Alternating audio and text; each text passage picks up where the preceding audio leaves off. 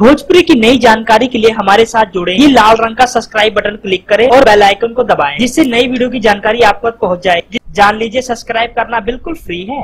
Superstar Khesari और अक्षरा की जोड़ी लोग देखने के लिए बहुत ज्यादा एक्साइटेड है। दोस्तों, पीछे बीते कुछ दिनों पहले खबर आई थी सुपरस्टार खेसारी के साथ पवन की फिल्म टकराने वाली है।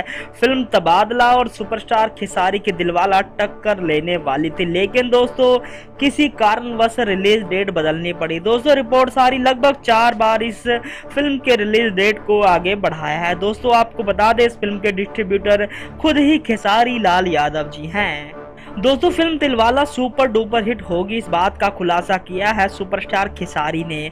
खेसारी लाल यादव ने कहा, मेहंदी लगा के रखना भूल जाओगे, उससे भी बेहतरीन फिल्म है दिलवाला और अक्षरा जी का काम बहुत ही बढ़िया है। दोस्तों, हम आपको बता देना चाहते हैं, बहुत विवाद और बहुत से दुख सुख के बाद इस फिल्म को रिलीज करने की आखिर डेट फाइनल आ गई है।